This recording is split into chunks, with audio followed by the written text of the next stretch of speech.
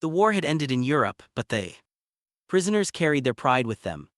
Across the Atlantic, in June 1945, transport ships unloaded thousands of German soldiers onto American soil. They had been captured in France, in the Ruhr Pocket, and even in Italy, and now they were herded through camp gates in Kansas, Texas, and Iowa. Dust swirled around their boots, and their uniforms hung loose from weeks of rationing, yet arrogance lingered, especially among the officers. One afternoon, when word spread that the Americans would feed them in something called a cafeteria, laughter erupted in the barracks. Lieutenant from Hamburg sneered that such a word could only mean a cheap tavern or a school child's lunchroom. Americans, he declared, know nothing of table ritual. Their meals are as childish as their films, noisy, cheap, and tasteless. His comrades chuckled, adding that only in Germany was dining treated as an art, with dignity preserved even in wartime. The irony, of course, was that many of them had not eaten a full meal in months. Bread had been scarce, potatoes rationed, meat almost absent, yet pride was stronger than hunger. The memory of oak-paneled officer mesh halls lingered, white tablecloths, sausages arranged neatly, wine bottles opened with ceremony. It was less about the food than the performance, the sense of hierarchy at the table. To the Germans, dining meant order and discipline, and they assumed the Americans had none. What they did not know was that by 1944 the U.S.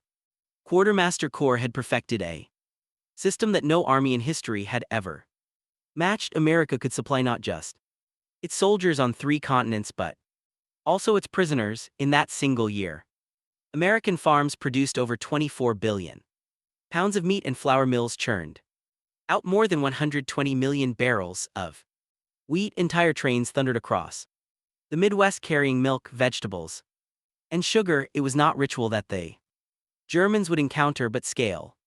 Still, the prisoners laughed. They imagined tin cups and watered soup, perhaps a slice of dry bread. A young private muttered that surely the Americans would make them eat like cattle, 1 pot, 1 spoon, no dignity.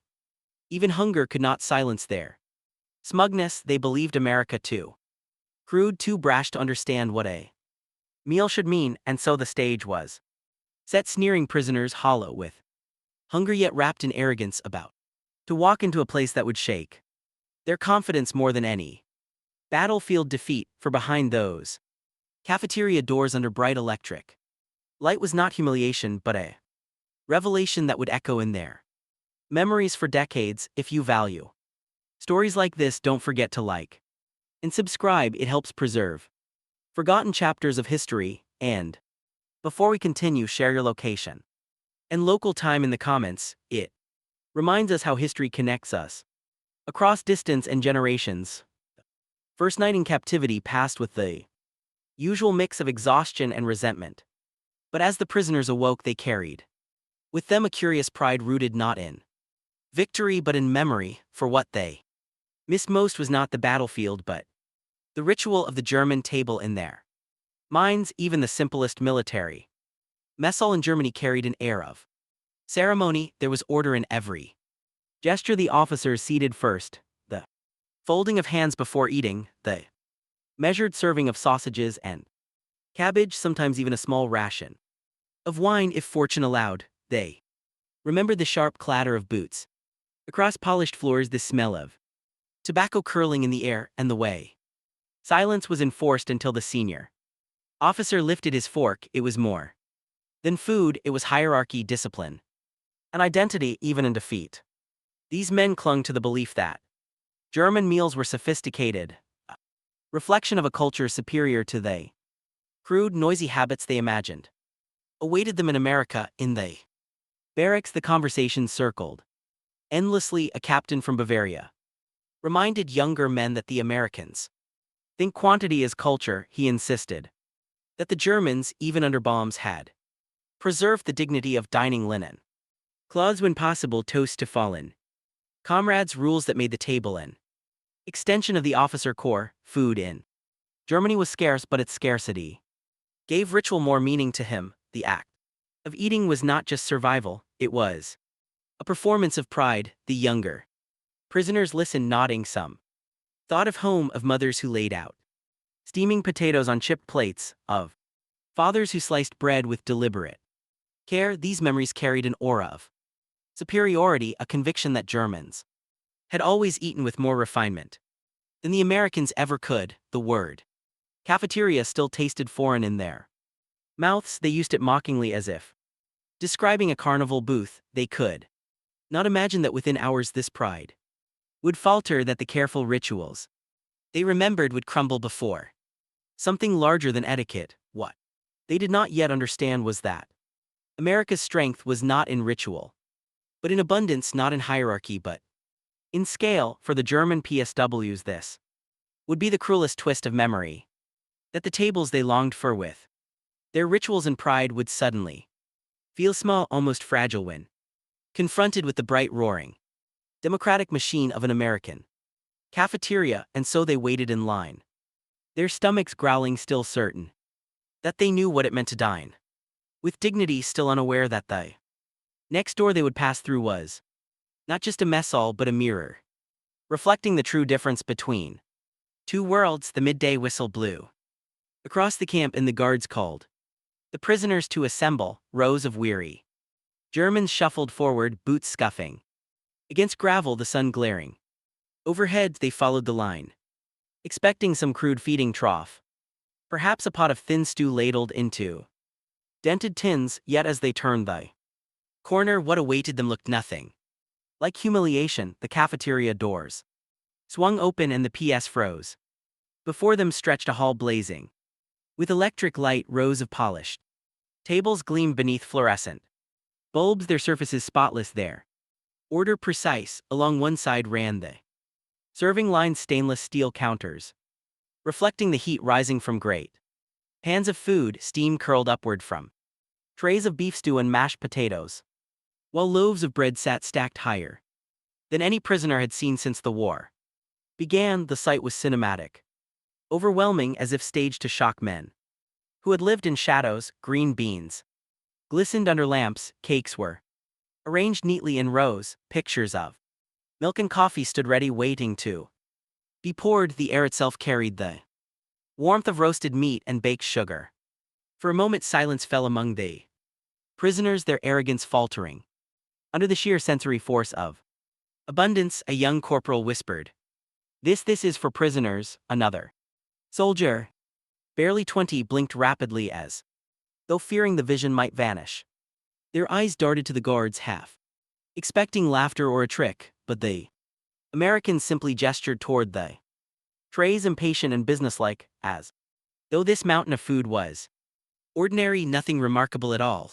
The contrast was devastating. Only months earlier, some of these same men had stood in Berlin's ration lines, waiting for a scrap of bread or turnip soup. Now, in captivity, they faced more food in a single glance than they had seen in weeks. Polished trays reflected not just steam, but an image of America itself. Industrial might translate it into sustenance, power measured in calories, and cups of milk behind them. Luftwaffe sergeant clenched his jaw, unwilling to let his men see awe in his face, but even he faltered as the line moved forward and the clatter of steel trays rang in the air. For in that moment, the proud rituals of German dining, the sausages and wine, the toast and silence, seemed almost quaint, fragile against the scale of this glowing hall. The men stood on the edge of something more than hunger. They stood before a revelation, and as they stepped across the threshold, the first to take hold of a shining American tray, they realized that what they had mocked only hours before was about to strip away the very pride they had carried. Across the ocean, the line shuffled forward, each step echoing against the spotless tile floor. The guards handed out trays, cold steel in their hands, and pointed toward the counters. What happened next would bewilder the Germans more than any weapon they had faced on the battlefield. There was no single pot into which food was dumped, no officer barking orders. Instead, they saw an orderly flow. Each man walked forward, slid his tray along the rail, and chose a spoonful of potatoes or not, beef stew or chicken, slice of bread, then butter or jam if he wished. The rhythm was mechanical, yet Strangely democratic, a production line of nourishment where each man became his own master, one prisoner muttered. Disbelief, we may choose, the guard simply nodded, another P whispered. Like American soldiers, the idea struck them harder than the smell of roasted meat. Choice was a privilege they had not imagined for prisoners. In the Vermect, rations were handed down. Without question, eat what was given, no discussion. Here in captivity they were confronted with the freedom to decide. Cornbread or biscuits, carrots or beans, coffee or milk. Some hesitated as if reaching for too much might expose a trap. A few looked back nervously at their comrades before scooping gravy onto their plates, but as the line moved, hesitation gave way to wonder. Trays filled, steaming and colorful, as though the very concept of hunger had been banished from this place. The irony was brutal. Back home, families in Hamburg and Cologne survived on meager slices of bread. Children shared watery soup, yet here the defeated enemy could select between options, and act so simple that it shook their notions of superiority. The cafeteria embodied something they had not prepared for. Abundance linked with liberty. Each tray was a silent lecture, a demonstration that in America even prisoners could exercise choice, dignity and fullness. It was democracy translated into food. Weapon without gunpowder, no less devastating than artillery. As they sat down, forks clattering, the PS glanced at one another with uneasy expressions. Pride and disbelief tangled in their throats. One whispered, we thought they would humiliate us, but what is this if not humiliation of a different kind? For the first time, the laughter that had filled the barracks was gone. In its place came the quiet confusion of men forced to see freedom not in speeches or banners, but in the steaming haze rising from their own plates. The first bites silenced the room. Forks scraped gently against trays as the men tasted. They had mocked hours earlier, a private from Bremen who had not tasted meat since the winter of 1944 closed his eyes as stew coated his tongue. Another, skeptical of the pale spread, called peanut butter, dipped bread into it, grimaced, then smirked as he reached for more. The initial sneers dissolved into hurried chewing, eyes darting to see who would admit it first. Within minutes, the order of the line broke down. Men who had finished their portions rose awkwardly, trays still clutched in their hands, and drifted back toward the counters. The guards looked on with faint amusement as the same Germans who had laughed at American cafeterias returned for seconds. One Luftwaffe officer muttered to his comrade, in Germany even civilians starve, here even captives eat their fill. His words spread quietly, repeated like a confession across the tables. The atmosphere shifted. The first meal had been shock, the second helping became surrender of pride. A sergeant who once lectured on the refinement of German dining now shoved cornbread into his mouth with boyish hunger. A young private licked frosting from his fingers, whispering that it tasted sweeter than any ration his mother had stretched across a month. In the barracks later that night, men laughed nervously, not at the Americans but at themselves. How quickly hunger had defeated their arrogance. Yet gossip festered as well. Some muttered that the abundance was a trick, that Americans staged this bounty to weaken German resolve. Others claimed that the U.S.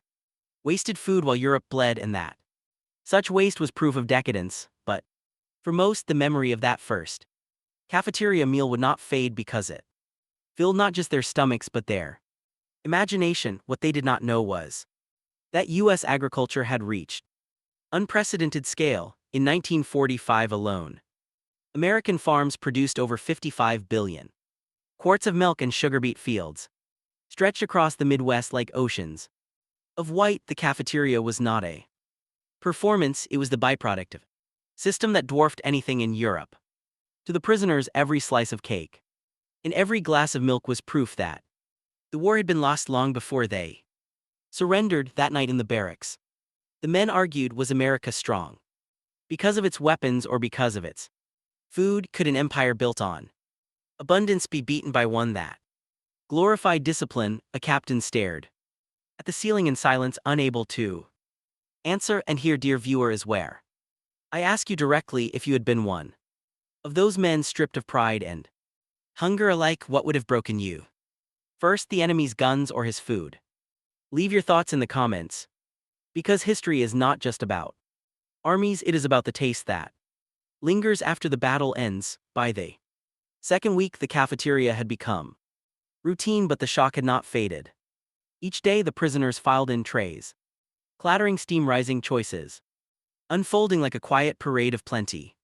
The arrogance that once wrapped their shoulders like a cloak had thinned, thread by thread, until even the proudest among them stood quietly in line. One Luftwaffe captain, known for his clipped orders and disdainful gaze, was spotted slipping back into line. For seconds his men watched in silence, mixture of relief and discomfort settling in their eyes. Pride was hard to maintain when roast beef, coffee, and cornbread sat waiting only a few steps away. Another officer who had once lectured the barracks on American vulgarity now held his tray close to his chest, balancing two slices of pie.